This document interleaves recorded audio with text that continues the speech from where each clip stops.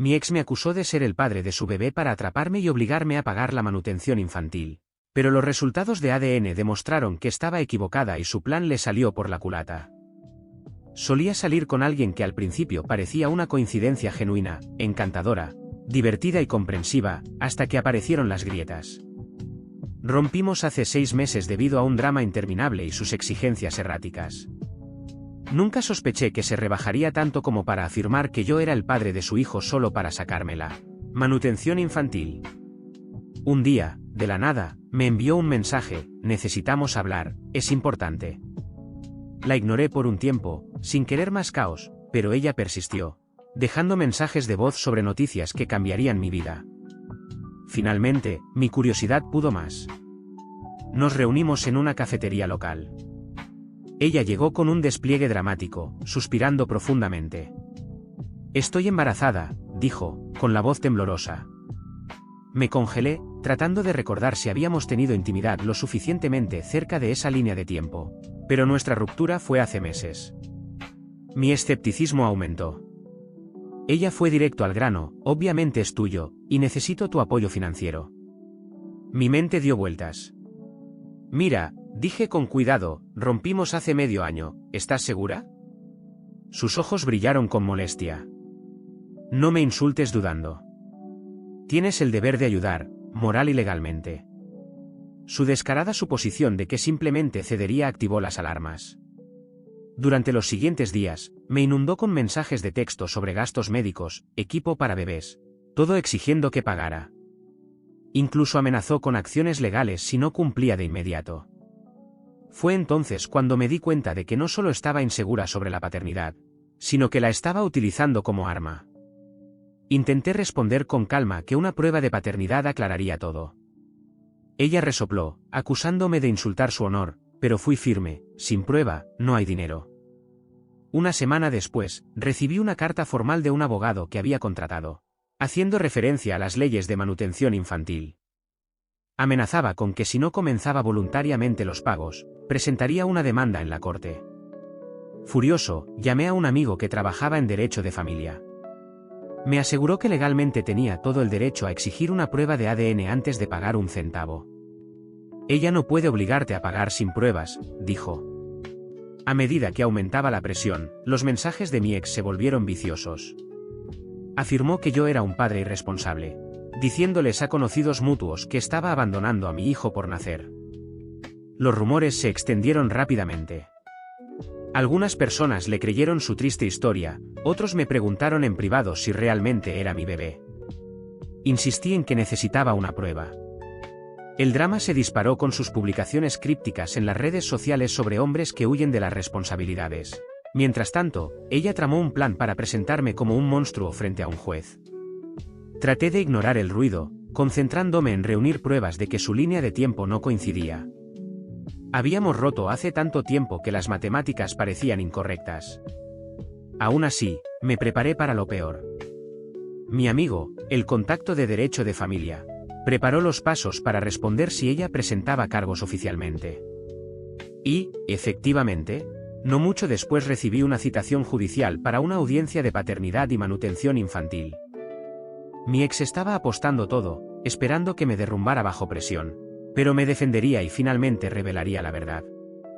La fecha del juicio llegó más rápido de lo que esperaba. Estaba parado en ese pasillo aburrido afuera de la sala del tribunal, con el corazón latiendo con fuerza.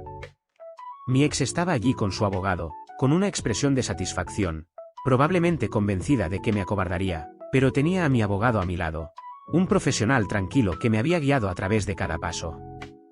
La tensión crepitaba en el aire. Dentro, el juez revisó los documentos.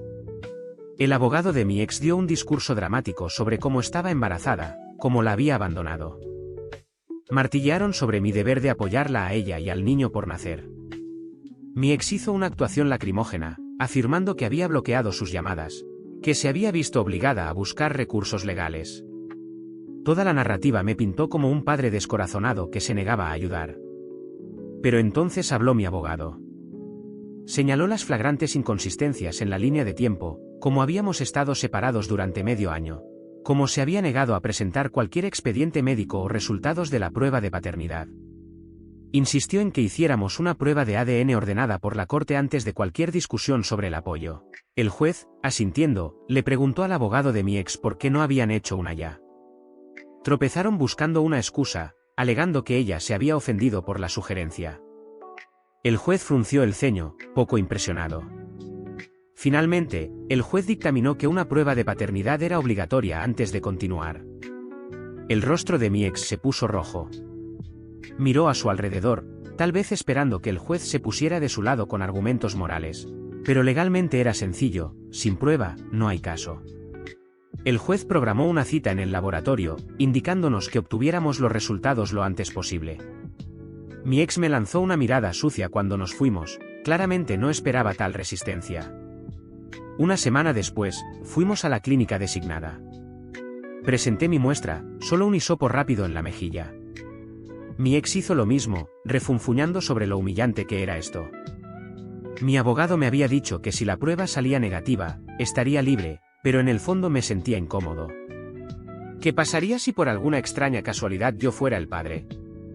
Esa pequeña posibilidad me perseguía, pero me obligué a confiar en las matemáticas, a confiar en mi memoria de que no habíamos tenido intimidad en el momento en que ella habría concebido. Pasaron otras 2 semanas. Mientras tanto, ella continuó avivando los chismes. Incluso intentó llamar a mi padre, preguntándole entre lágrimas que persuadiera a su hijo, para que hiciera lo correcto. Mi padre, no alguien a quien se pueda engañar, le dijo que esperara los resultados del ADN. Ella le colgó. Su sentido de derecho se disparó diariamente. Difundió rumores de que estaba demorando, que probablemente sobornaría al laboratorio.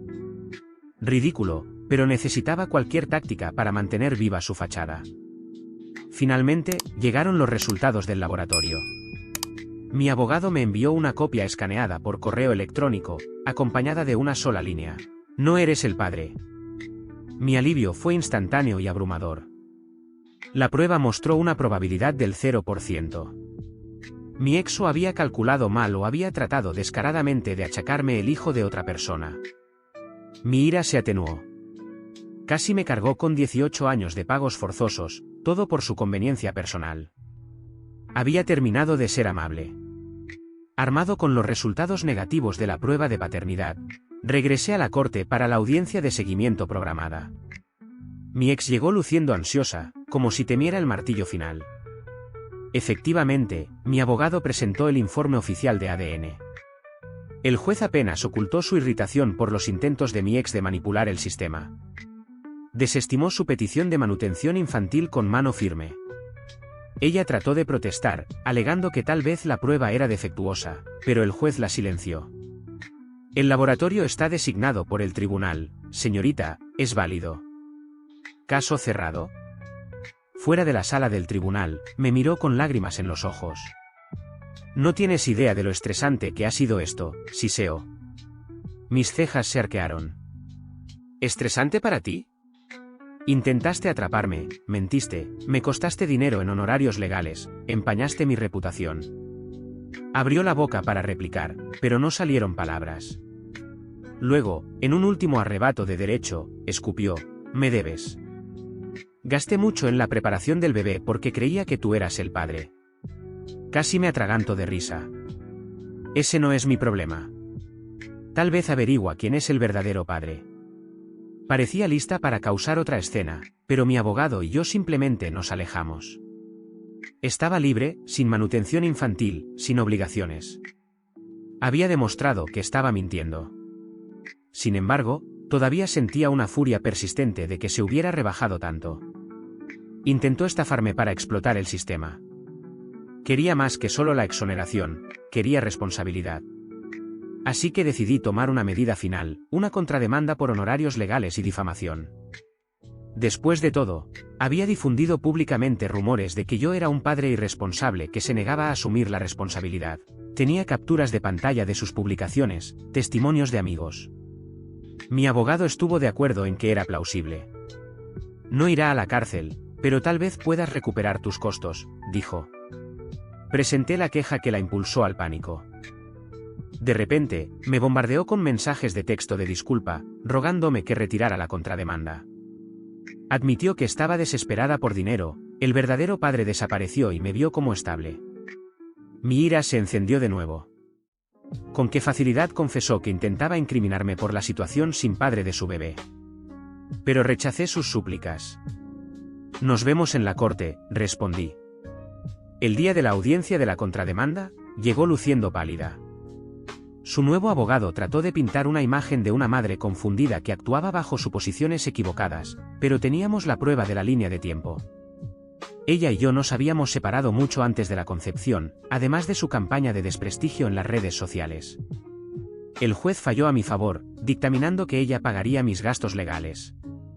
También enfrentó una pequeña multa por acusaciones maliciosas. Se desplomó cuando el juez leyó el veredicto.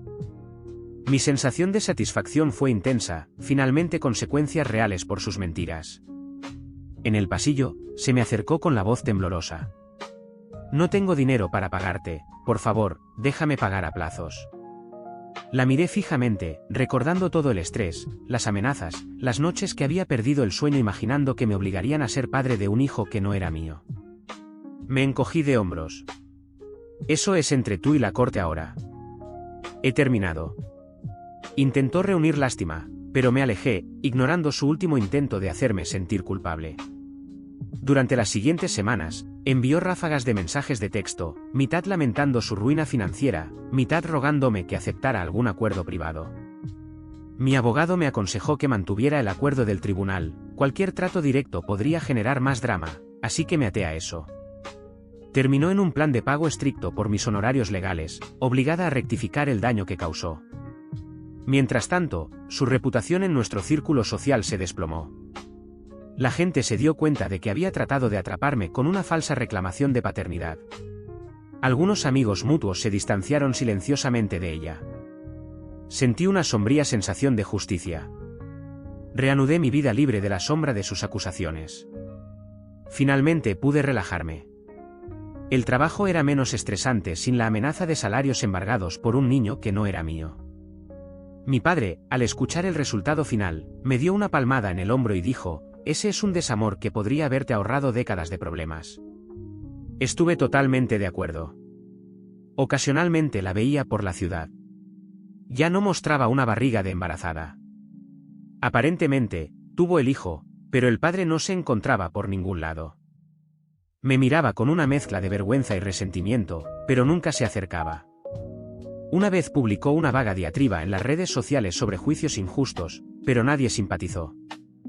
Quemó demasiados puentes. Aunque una parte de mí sentía lástima por el niño, un bebé nacido en el caos, no podía culparme a mí mismo. Ella orquestó este fiasco, no yo. No había hecho nada malo, excepto negarme a ser estafado. La sentencia del juez se mantuvo, asegurando que al menos no me cargaría con la manutención infantil inmerecida. Mi ex enfrentó las consecuencias de sus manipulaciones sola. Mirando hacia atrás, veo con qué facilidad su esquema podría haber tenido éxito si hubiera sido más ingenuo o si hubiera cedido al miedo, pero me aferré a la verdad, exigí una prueba. Ese simple paso me salvó de una obligación de por vida de pagar por un niño que no era mío. La sensación de alivio es indescriptible. Al final, soy más fuerte. Ella está atrapada pagando una deuda ordenada por la corte mientras también enfrenta la realidad de criar a ese bebé sin una pareja. Supongo que su plan le salió por la culata de la manera más dramática posible. He aprendido una valiosa lección sobre la vigilancia y nunca ceder a la intimidación. No es que celebre la desgracia de otra persona, pero sin duda me alivia estar fuera de su red de mentiras.